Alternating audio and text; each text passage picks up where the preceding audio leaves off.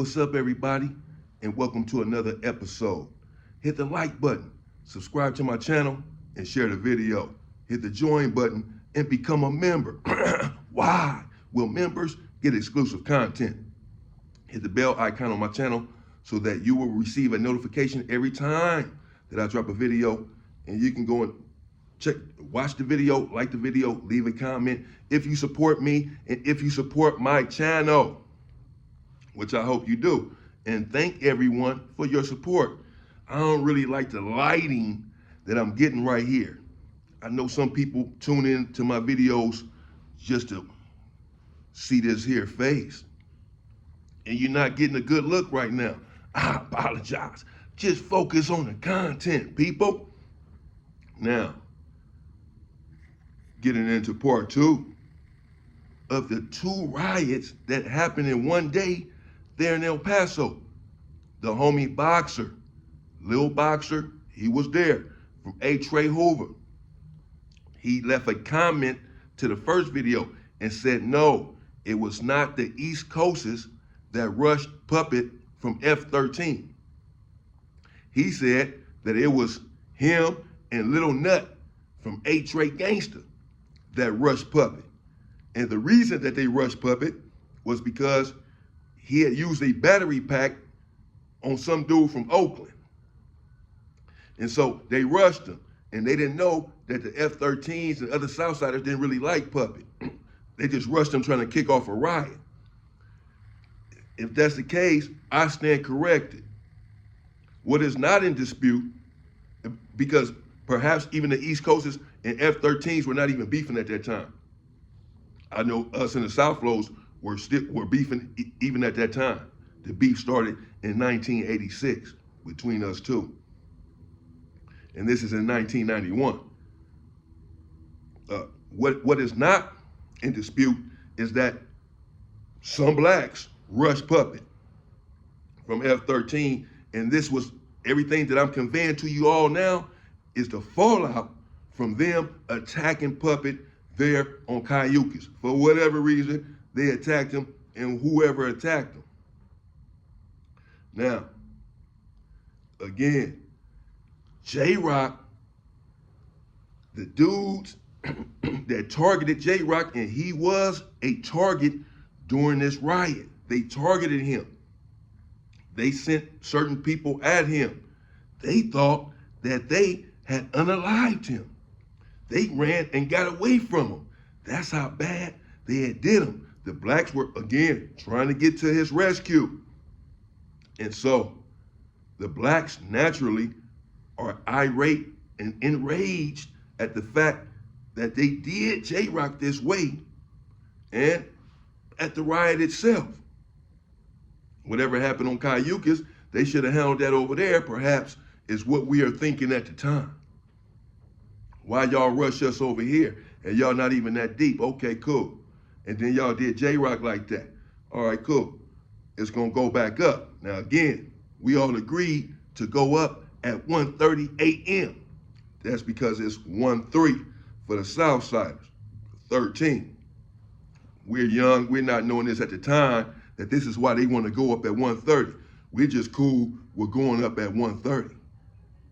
So as we're sitting there on our bunks, anxiously anticipating 1:30 a.m., Morphine from South Flows all of a sudden pulls out a weapon. And he shows it to Trouble from 40 Avalon. Old Billy. Billy passed away. I know Billy. Trouble from 40 Avalon, bro. I was locked up with him there in Paso, and I know him from the streets as well.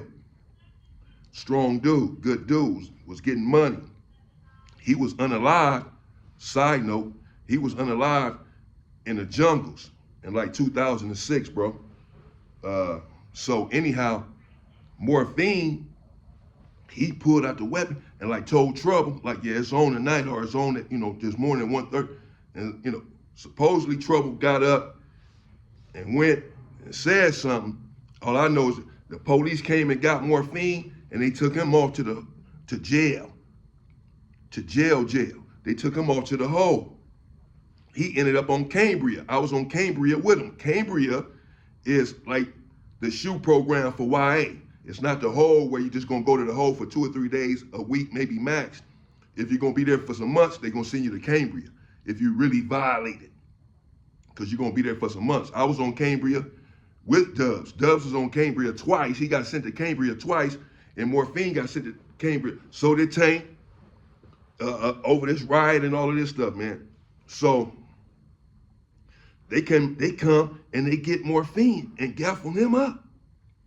So he's the leader in the dorm, as I alluded to before, for the Southsiders. Now their leadership is gone suddenly.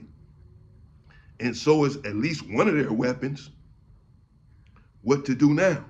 Well, we're still anxiously anticipating 1:30 a.m. We want to respond. All of a sudden, BT, Billy Tidwell, the senior, who, again, was a depraved individual. He puts a twist and a wrench in the plans. He calls us all to the day room. Everybody report to the day room as we're laying there on our bunks waiting. We go in the day room, we all sitting down. He said, y'all wanna fuck up my unit? Y'all wanna fight? And this and that.